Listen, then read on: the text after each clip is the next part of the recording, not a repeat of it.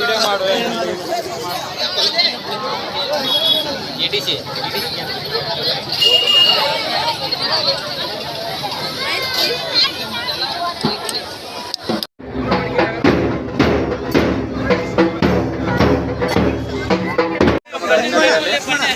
ನಾವು ಮೇಡಮ್ ಅವರು ಆಗಮಿಸಿದ್ದಾರೆ. ಅವರಿಗೆ ತಾಲೂಕು ಆಡಳಿತ ವತಿಯಿಂದ ಹಾಗೂ ತಮ್ಮೆಲ್ಲರ ಪರವಾಗಿ ಸ್ವಾಗತವನ್ನು ಕಾರ್ಯಕ್ರಮಕ್ಕೆ ಆಗಮಿಸಿರುವಂತಹ ಎಲ್ಲ ಅಧಿಕಾರಿಗಳು, ಪದಾಧಿಕಾರಿಗಳು ಹಾಗೂ ಮುಖ್ಯಸ್ಥರು ಹಾಗೂ ಅಧ್ಯಕ್ಷರು, ಎಲ್ಲ ಸಂಘಟನೆಯ ಮುಖ್ಯಸ್ಥರು, ಸರ್ವ ಸಾರ್ವಜನಿಕರಿಗೂ ಹಾಗೂ ಎಲ್ಲ ಮುದ್ದು ಮಕ್ಕಳಿಗೂ ಸಹ ಸ್ವಾಗತವನ್ನು ಕೋರ್ತಾ ಮಾನ್ಯ ಒಂದು ಆಶಯವನ್ನು ತಿಳುಗುವಂಥ ದಿನ, ಅದನ್ನು ಕುರಿತು ನಾವು ನಮ್ಮ ಜೀವನದಲ್ಲಿ ಅಳವಡಿಸಿಕೊಳ್ಳುವಂಥ ದಿನ. ಆ ದಿನ ಈ ದಿನ ನಿಮ್ಮೆಲ್ಲರ ಜೊತೆ ಸೆಲೆಬ್ರೇಟ್ ಮಾಡ್ತಾ ಇರೋದು ನನ್ನ ಒಂದು ಸೌಭಾಗ್ಯ. ಈ ಮೂಲಕ ಎಲ್ಲರಿಗೂ ಕೊಡ್ತಾ ಈಗಿನ ಸಮಾರಂಭ ಎಲ್ಲ ಒಳ್ಳೆಯದಾಗಲಿ ಅಂತ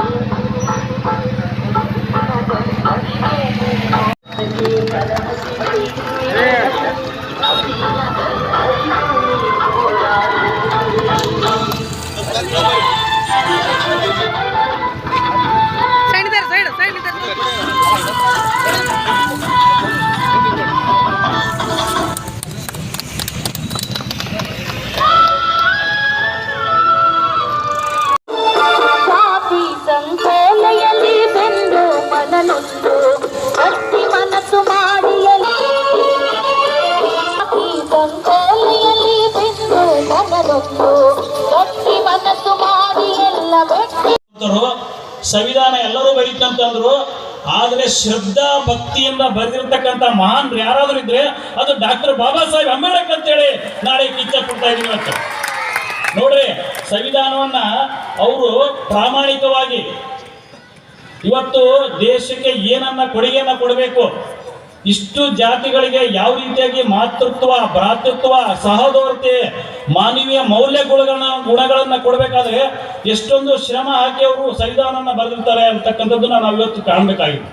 ಸೊ ಇವತ್ತಿನ ಒಂದು ಕಾರ್ಯಕ್ರಮಕ್ಕೆ ನಾವು ಅಣಿಯಾಗಿದ್ದೀವಿ ಅಂತಂದ್ರೆ 1950 ನವೆಂಬರ್ 26 ಇವತ್ತಿನ ಕಾರ್ಯಕ್ರಮ ಏನ್ ಮಾಡ್ತಾ ಇದೀವಿ, ಡಾಕ್ಟರ್ ಬಾಬಾ ಸಾಹೇಬ್ ಅವರು ಆ ಒಂದು ಸಂವಿಧಾನವನ್ನ ನಮ್ಮ ದೇಶದ ದೇವರನ್ನ ಗ್ರಂಥ ಅಂತಕ್ಕಂಥ ಒಂದು ಸಂದರ್ಭವನ್ನ ನೀಡ್ತಾ ಇದ್ದಾರೆ ಇವತ್ತು ನಮ್ಮ ಜಗತ್ತಿಗೆ, ವಿಶ್ವದ ಒಂದು ಜಗತ್ತಿಗೆ.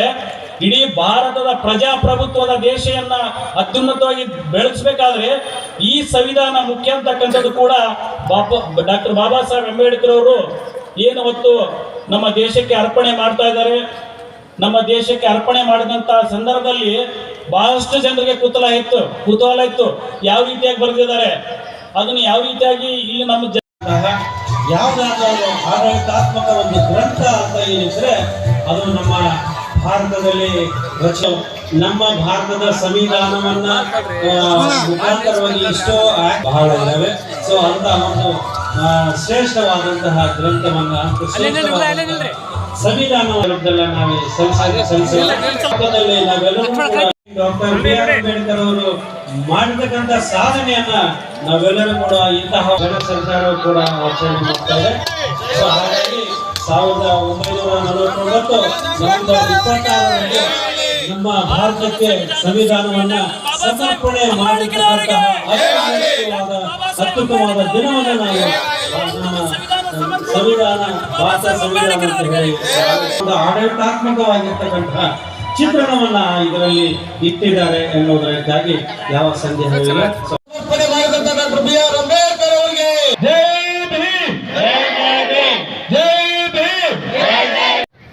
ಸಂವಿಧಾನ ಮುಂದೆ ಚಾಚೋದ್ರ ಮೂಲಕ ಪ್ರಮಾಣ ಸ್ವೀಕರಿಸಬೇಕಾಗಿ ವಿನಂತಿ. ಭಾರತದ ಪ್ರಜೆಗಳಾದ ನಾವು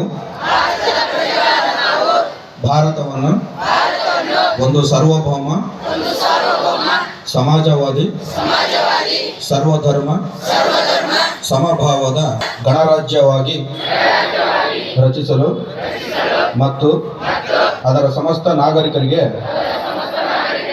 ಸಾಮಾಜಿಕ ಆರ್ಥಿಕ ಅಭಿವ್ಯಕ್ತಿ ವಿಶ್ವಾಸ ಧರ್ಮಶ್ರದ್ಧೆ ಮತ್ತು ಉಪಾಸನಾ ಸ್ವಾತಂತ್ರ್ಯ ಸ್ಥಾನಮಾನ ಹಾಗೂ ಅವಕಾಶ ಸಮಾನತೆ ದೊರೆಯುವಂತೆ ಮಾಡಲು ಮತ್ತು ವ್ಯಕ್ತಿ ಗೌರವವನ್ನು ರಾಷ್ಟ್ರದ ಏಕತೆಯನ್ನು ವಿರೋಧಿಗಳನ್ನು ಇವತ್ತಿನ ದಿನಮಾನಗಳಲ್ಲಿ ನಾವು ಎಚ್ಚೆತ್ತುಕೊಳ್ಬೇಕು ಅಂತ ಏನಂತ ಹೇಳಿದ್ರೆ, ಸಂವಿಧಾನವನ್ನು ಯಾರಾದರೂ ಮುಟ್ಟಿದ್ರೆ ಅವರು ಸುಟ್ಟು ಹೋಗ್ತಾರೆ ಅಂತ ಈ ಸಂದರ್ಭದಲ್ಲಿ ಹೇಳ್ತಾ ಇದ್ದೀನಿ. ಬಾಬಾ ಸಾಹೇಬ್ ಅಂಬೇಡ್ಕರ್ ಅವರು ಹೇಳಿದ್ದಾರೆ, ನಾನು ಇಲ್ಲಿವರೆಗೆ ಸಂವಿಧಾನದ ರಥವನ್ನು ನಾನು ಎಳೆದುಕೊಂಡು ಬಂದಿದ್ದೇನೆ, ನೀವು ಯಾರು ಕೂಡ ಇದನ್ನು ಮುಂದುವರಿಯುವ ಪ್ರಯತ್ನ ಮಾಡ್ರಿ, ಹಿಂದಕ್ಕೆ ಯಾರು ಚೆಕ್ ಮಾಡ್ರಿ ಅಂತ ಹೇಳಿದ್ದಾರೆ ಬಾಬಾ ಸಾಹೇಬ್ ಅಂಬೇಡ್ಕರ್ ಅವರು. ನಾವುಗಳು ಸಂವಿಧಾನದ ಬಗ್ಗೆ ತಿಳಿದುಕೊಳ್ಬೇಕಂತ ಹೇಳಿದ್ರೆ ಬಹಳ ಅಲ್ಪರು ನಾವು. ಪ್ರಾಸ್ತಾವಿಕವಾಗಿ ನಮ್ಮ ಪೂಜ್ಯರು ಇನ್ನ ಅನೇಕ ಹಿರಿಯರು ಮಾತನಾಡಲಿದ್ದಾರೆ. ಸಂವಿಧಾನದ ನಾವುಗಳು ಎಲ್ಲರೂ ಸಂವಿಧಾನವನ್ನು ಗೌರವಿಸೋಣ, ರಾಷ್ಟ್ರ ಗೀತೆಯನ್ನು ಗೌರವಿಸೋಣ. ಮುಖಂಡರು ಸಂವಿಧಾನ ರಚನೆಯನ್ನ ಮಾಡಲಿಕ್ಕೆ ಒಂದು ಕರಡು ಸಮಿತಿಯನ್ನು ಸ್ಥಾಪನೆ ಮಾಡ್ತಾರೆ. ನಮ್ಮ ಅಧಿಕಾರಿಗಳು ಸಹೋದರರು ಹೇಳಿದಂತೆ 7 ಜನ ಇರ್ತಾರೆ. ಅದರಲ್ಲಿ 7 ಜನರು ಆ ಸಂವಿಧಾನವನ್ನ, ಭಾರತ ದೇಶದ ಸಂವಿಧಾನ ಬರೆಯೋದು ಬಹಳ ಕಷ್ಟಪ್ಪ ಅಂತ ಹೇಳಿದ್ರು. ಯಾಕಂದ್ರೆ ಹೇಳಿದ್ವಲ್ಲ, ಅಮೆರಿಕದಲ್ಲಿ ಹೋದ್ರೆ ಕೇವಲ 2-3 ಜಾತಿ, ಇಂಗ್ಲೆಂಡ್ ನಲ್ಲಿ ಹೋದ್ರೆ 2-3 ಜಾತಿ, ಇಡೀ ವಿಶ್ವದ ಎಲ್ಲಾ ದೇಶಗಳಲ್ಲಿ 2ರಿಂದ 3 ಜಾತಿ. ಇಲ್ಲಿ ನಮ್ಮ ದೇಶದಲ್ಲಿ ಎಷ್ಟಪ್ಪ ಜಾತಿ ಅಂತ ಹೇಳಿದ್ರೆ ಸುಮಾರು 6,000ಕ್ಕಿಂತ ಹೆಚ್ಚು ಜಾತಿಗಳಿದಾವೆ. ಡಾಕ್ಟರ್ ಬಾಬಾ ಸಾಹೇಬ್ ಅಂಬೇಡ್ಕರ್ ಅವರು ಹೇಳ್ತಾರೆ, ಈ ಭಾರತ ದೇಶದ ಜಾತಿ ವ್ಯವಸ್ಥೆಯನ್ನು ಒಂದು ವೃಕ್ಷಕ್ಕೆ, ಒಂದು ಮರಕ್ಕೆ ಹೋಲಿಕೆ ಮಾಡ್ತಾರೆ. ನಾವು ಹೇಳ್ತೀವಿ ನಾವೆಲ್ಲರೂ ಹಿಂದೂಗಳು, ಹಾಗಾದ್ರೆ ಹಿಂದೂ ಧರ್ಮ ಅಂತಕ್ಕಂಥದ್ದನ್ನು ಒಂದು ವೃಕ್ಷಕ್ಕೆ ಹೋಲಿಸಿದ್ರೆ ಅದು ಕವಲೊಡಿತಾ ಮೇಲೆ ಹೋಗುತ್ತೆ. ಮೇಲೆ ಹೊಡೆದಾಗ ಅಲ್ಲೆಲ್ಲ ಧರ್ಮಗಳು ಹುಟ್ಟುಕೊಳ್ತಾವು, ಜಾತಿಗಳು ಹುಟ್ಟುಕೊಳ್ತಾವು. ನಾವು ರೂಢಿಯಲ್ಲಿ ಇರ್ತೀವಿ ನಾವೆಲ್ಲರೂ ಭಾರತ ಮಾತುಗಳು ಹಿಂದೂ ಅಂತ ಹೇಳಿ. ಮೇಲೆ ಹೋದಾಗ ಹಿಂದೂ ದಲಿತರು ಹೀಗಿದ್ದಾಗ ಐಕ್ಯತೆ ಎಲ್ಲಿ ಬರ್ತದೆ? ಅದೇ ಭಾರತೀಯರು ನಾವೆಲ್ಲರೂ. ಅದಕ್ಕೆ ಅಂಬೇಡ್ಕರ್ ಅವರು ಇವೆಲ್ಲವುಗಳನ್ನು ನೋಡಿದ್ರು. ಯಾರೋ ಒಬ್ರು ಸೂಚನೆ ಮಾಡಿದ್ರು, ಕೇರಳದಾಗ ಒಬ್ಬರು ದೊಡ್ಡ ಪಂಡಿತರು ಅದಾರ, ಅವ್ರ ಕಡೆಯಿಂದ ಬರೆಸ್ಬೇಕು ಸಂವಿಧಾನ ಅಂತ ಹೇಳಿ. ಆ ಪುಣ್ಯಾತ್ಮ ಹೇಳಿದ, ಭಾರತದ ಸಂವಿಧಾನವನ್ನು ಬರೆಯುವಂತ ಶಕ್ತಿ ಯಾರಿಗೈತಪ್ಪ ಅಂದ್ರೆ ಅವ್ರು ಏಕೈಕ ವ್ಯಕ್ತಿ ಯಾರಪ್ಪ ಅಂದ್ರೆ ಡಾಕ್ಟರ್ ಬಾಬಾ ಸಾಹೇಬ್ ಅಂಬೇಡ್ಕರ್ ಅಂತ ಹೇಳಿದ್ರು. ಅವ್ರು ಯಾಕೆ ಹೇಳಿದ್ರು ಡಾಕ್ಟರ್ ಬಾಬಾ ಸಾಹೇಬ್ ಅಂಬೇಡ್ಕರ್ ಅಂದ್ರೆ, ಡಾಕ್ಟರ್ ಬಾಬಾ ಸಾಹೇಬ್ ಅಂಬೇಡ್ಕರ್ ಅವರು ವಿದ್ಯೆಯ ಮಹಾಸಾಗರ.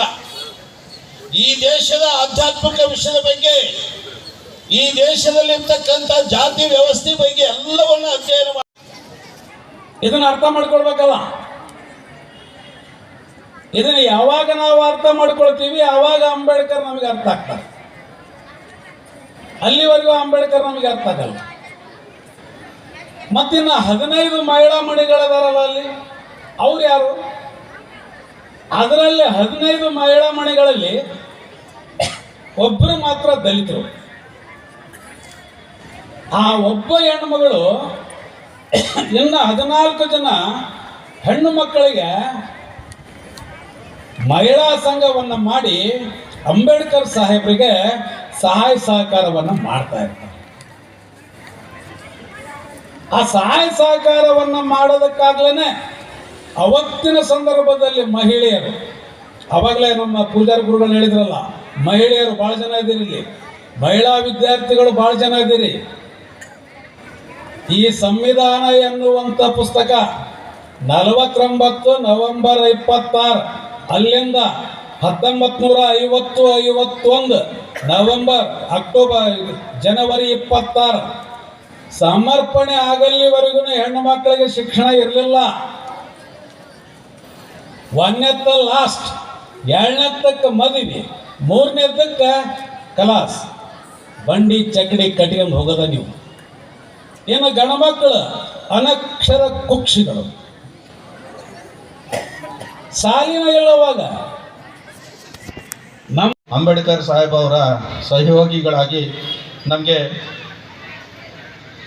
ತಜ್ಞರಾದಂತಹ ಅಲ್ಲಾಡಿ ಕೃಷ್ಣಸ್ವಾಮಿ ಅವರು ಹಾಗೂ ಬೆಣಗಲ್ ನರಸಿಂಗರಾವ್ ಅವರು ಸಹ ಈ ಸಂವಿಧಾನ ರಚನಾ ಸಮಿತಿಯಲ್ಲಿ ಇದ್ದಂತಹ ಮಹಾನ್ ನಾಯಕರುಗಳಾಗಿ ಹಾಗೂ ಆ ಜೊತೆಗೆ ಬಾಬಾ ಸಾಹೇಬ್ ಅಂಬೇಡ್ಕರ್ ಅವರಿಗೆ ಸಹಕಾರವನ್ನು ನೀಡಿದಂತಹ ಸಮಸ್ತ ಮಹಾನ್ ನಾಯಕರುಗಳಿಗೆ ನಾವೆಲ್ಲರೂ ಸಹ ಸ್ಮರಿಸಿ ಇವತ್ತು ಗೌರವ ಸಮರ್ಪಣೆ ಮಾಡಬೇಕಾದಂತಹ ದಿನ. ನಾವೆಲ್ಲ ನಮ್ಮ ಸಂವಿಧಾನವನ್ನು ಕೇವಲ ನಮಗೆ ಒದಗಿರುವಂತಹ ಮೂಲಭೂತ ಹಕ್ಕುಗಳ ಬಗ್ಗೆ ನಾವು ವಿಶೇಷವಾಗಿ ಗಮನವನ್ನು ಹರಿಸ್ತಾ ಇದ್ದಾವೆ. ನಮಗೆ ಸ್ವಾತಂತ್ರ್ಯ ಮತ್ತು ಅಭಿವ್ಯಕ್ತಿ ಮತ್ತು ಸಮಾನತೆ ಬಗ್ಗೆ ನಾವು ಖಂಡಿತವಾಗ್ಲೂ ಸಹ ಚರ್ಚಿಸುವ ಹಕ್ಕನ್ನು ಸ್ವಾತಂತ್ರ್ಯ ಸಂವಿಧಾನ ನಮಗೆ ಒದಗಿಸಿಕೊಟ್ಟಿದೆ. ಅದರ ಜೊತೆಗೆ ನಮಗೆ ಕರ್ತವ್ಯಗಳನ್ನು ಸಹ ಸಂವಿಧಾನ ನಮ್ಮಲ್ಲಿ ಖಾತ್ರಿಗೊಳಿಸಿದೆ. ಭಾರತದ ಪ್ರಜೆಗಳಾದ ನಾವೆಲ್ಲರೂ ಸಹ ನಮ್ಮ ಮೂಲಭೂತ ಹಕ್ಕು, ರಾಜಕೀಯ ಹಕ್ಕು ಹಾಗೂ ನಮ್ಮ ಸ್ವಾತಂತ್ರ್ಯವನ್ನು ನಾವು ಬೇಡುವಾಗ ನಮ್ಮ ಮೂಲಭೂತ ಕರ್ತವ್ಯಗಳನ್ನು ಸಹ ನಾವೆಲ್ಲರೂ ಸೇರಿ ಪಾಲಿಸಿದಾಗ ಮಾತ್ರ ಬಾಬಾ ಸಾಹೇಬ್ ಅಂಬೇಡ್ಕರ್ ಅವರು ಕಂಡಂತಹ ಸದೃಢ ಭಾರತ ನಿರ್ಮಾಣಕ್ಕೆ ನಾಂದಿ ಆಗ್ತದೆ. ಇಲ್ಲಿಯವರೆಗೂ ನಾವು ಕೇವಲ ನಮ್ಮ ಹಕ್ಕು, ಸ್ವಾತಂತ್ರ್ಯ, ಅವಿಭಕ್ತ ಬಗ್ಗೆನೇ ಮಾತಾಡ್ತಾ ನಮ್ಮ ಮೂಲಭೂತ ಕರ್ತವ್ಯಗಳನ್ನು ಮರೆತು ಹೋಗ್ತೇವೆ. ಅಲ್ಲಿಯವರೆಗೂ ಅಂಬೇಡ್ಕರ್ ಅವರ ಕನಸು ನನಸಾಗಲಿಕ್ಕೆ ಕಷ್ಟ ಸಾಧ್ಯ ಆಗ್ತದೆ ಅಂತ ಹೇಳ್ಬಿಟ್ಟು ತಮ್ಮೆಲ್ಲರಿಗೂ ಕರೆ ನೀಡ್ತಾ, ನಾವೆಲ್ಲ ಯುವಕರು ತಾವೆಲ್ಲರೂ ಸಹ ಇನ್ನು ಭಾರತದ ಭವಿಷ್ಯವಾಗಿದ್ದು ತಾವೆಲ್ಲರೂ ಸಹ ದೇಶದ ಒಳಿತಿಗಾಗಿ ನಮ್ಮ ಕರ್ತವ್ಯಗಳನ್ನು ಪಾಲಿಸುವುದರ ಜೊತೆಗೆ ನಾನು ನಮ್ಮ ಸಂವಿಧಾನದಲ್ಲಿ ಅಂಬೇಡ್ಕರ್ ಅವರು ಸಾಕಷ್ಟು ತತ್ವಗಳನ್ನು ಸಹ ಅಳವಡಿಸ್ಕೊಂಡಿದ್ದಾರೆ. ಅದರಲ್ಲಿ ವಿಶೇಷವಾಗಿ ನಮಗೆ ಮಹಾತ್ಮ ಗಾಂಧೀಜಿ ಅವರ ತತ್ವಗಳನ್ನು ಇದ್ದಾವೆ, ಸಮಾನತಾ ತತ್ವಗಳು. ಆ ಥರ ತತ್ವಗಳಲ್ಲಿ 2 ವಿಷಯನ ನಾನು ತಮ್ಮಲ್ಲಿ ಪ್ರಸ್ತಾಪ ಮಾಡಲಿಕ್ಕೆ ಇಷ್ಟಪಡ್ತೇನೆ. ಅಂಬೇಡ್ಕರ್ ಅವರು ಗಾಂಧೀಜಿಯವರ ತತ್ವಗಳಲ್ಲಿ ವಿವರಣೆ ಮಾಡ್ತಾ ಹೋಗ್ತಾರೆ. ಗಾಂಧೀಜಿಯವರು ಏನನ್ನು ಕನಸಾಗಿ ಕಂಡಿದ್ರು ಅಂತಂತಂದರೆ ನಮ್ಮ ದೇಶವನ್ನು ರಾಮರಾಜ್ಯವಾಗಿ ನಿರ್ಮಾಣ ಮಾಡುವಂತಹ ಕನಸನ್ನು ಕಂಡಿದ್ದು. ಆ ತತ್ವಗಳನ್ನು ನಮ್ಮ ಸಂವಿಧಾನದಲ್ಲಿ ಅಳವಡಿಸಿಕೊಳ್ಳಲಾಗಿದೆ. ಯಾಕೆ ಅಂತಂತಂದರೆ ಭಾರತದ ಪ್ರತಿಯೊಬ್ಬ ಪ್ರಜೆಗಳಲ್ಲೂ ಸಹ ಸಮಾನತೆ, ಸ್ವಾತಂತ್ರ್ಯ ಮತ್ತು ಕರ್ತವ್ಯಗಳ ನಿಷ್ಠೆ ನಮ್ಮಲ್ಲಿ ಬೆಳೆದರೆ ಖಂಡಿತವಾಗ್ಲೂ ಸಹ ನಾವು ಒಂದು ಶೈಕ್ಷಣಿಕ ಮತ್ತು ಸಮೃದ್ಧ ರಾಷ್ಟ್ರವನ್ನು ನಿರ್ಮಾಣ ಮಾಡಲಿಕ್ಕೆ ಹಾಗೂ ರಾಮರಾಜ್ಯವನ್ನು ಕಲ್ಪನೆ ಮಾಡ್ಕೊಳ್ಳಲಿಕ್ಕೆ ಸಾಧ್ಯ ಅಂತ ಹೇಳ್ಬಿಟ್ಟು ಮಹಾತ್ಮ ಗಾಂಧೀಜಿಯವರ ಆ ತತ್ವಗಳನ್ನು ಅಳವಡಿಸಿದ್ದಾರೆ. ಹಾಗೆ ಭಾರತದ ಪ್ರತಿಯೊಬ್ಬ ಪ್ರಜೆಗಳೂ ಸಹ